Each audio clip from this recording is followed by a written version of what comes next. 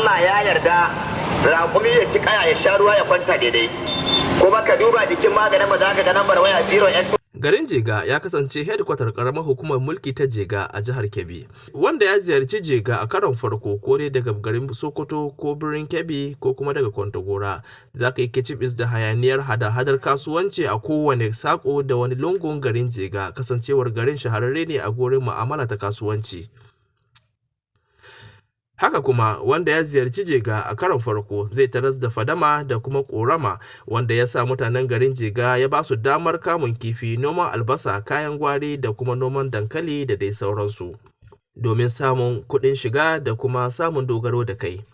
Wanda ya kai ziyara a garin Jega karon farko zai yi kicibis da 'yan mata masu sana'ar nama, wanda wannan wani abu ne wanda ba za ka gan shi a ko'ina ba duk faɗin ƙasar Hausa. Garin Jega ya kasance gida ga wasu daga cikin fitattun 'yan Najeriya wanda kasar ke tinkaho da su, kamar shugabar hukumar EFCC wato Abdulrashid Bawa, tsohon shugaban hukumar zaɓe ta ƙasa mai zaman kanta wato Farfesa Attahiru Jega, da kuma ɗan uwan shi Mahmud Jega da dai sauransu. Garin Jega ya kasance kamar wata 'yan ƙaramar Najeriya, saboda za ka samu ƙabilu daban-daban suna zaune kuma suna gudanar da kasuwancinsu a cikin zaman lafiya kuma babu wata tsangwama.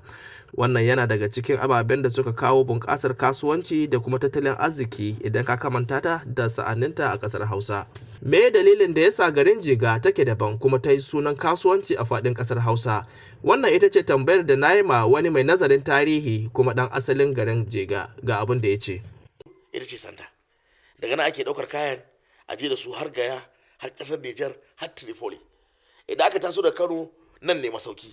Idan aka taso da Gwanja, aka taso da Agege, Jega ce masauki. So kaga in za ta shi ƙasar Nijar a ce har ta Tripoli, Jega ce masauki. So ta zama mahaɗa na West African towns ko kuma garuruwa. Duk inda ka fito, kafin ka shiga ƙasar Hausa kai sana'a sai ka cimma Jega. In dai ba ka fito ta wajen cikin kan je Kano, dukkan zo nan Jega ta zama particular center, wanda ka duba by position na Kano ita ma haka take.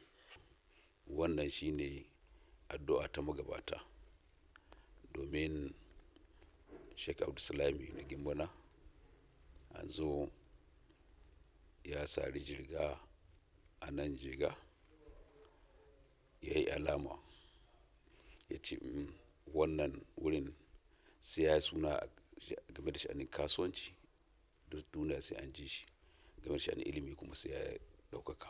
To alhamdulillahi wannan abin da kawo shi addu'a ta magabata. Sannan game da sha'anin ilimi, musamman ilimi na addini, duk ƙungiyoyin da ke cikin jihar Kebbi na addini, Izala, Jos, Kaduna, Dariƙa da kuma Islahuddin shine ta masu zando, shugabannin duka a wannan Jega suke. Wani shahararren ɗan kasuwa ɗan asalin Jega ya bayyana irin yadda suka taso cikin hulɗa ta kasuwanci, ga kuma abin da ya ce. Mun tashi tun muna yara, mun iska iyawa suna sana'a, amma muka tashi kaɗan ana koya mana, to ana ɗora mana kaya a kai, har muna yawo, har ya zama muka kai mu ma muke ba wasu je su kai su saida. Mu sai dai mu gode ma Allah ya, saboda muna da gaskiya ci gaba da dangance da na kasuwanci da sauran malamanmu na addini, sauransu ne mana addu'o'i, kuma gaskiya muna sa abubuwan mu gaba daya. Wasu daga cikin ƙabilun da suka zauna a garin Jega shekaru aru-aru da suka wuce sun bayyana Jega a matsayin garinsu. Mutanen Jega ba waɗanda suka yi bakin ciki ko gaba da kana yi, iya daidai suna so mai yin sana. Zamanin nan ban da masala da su.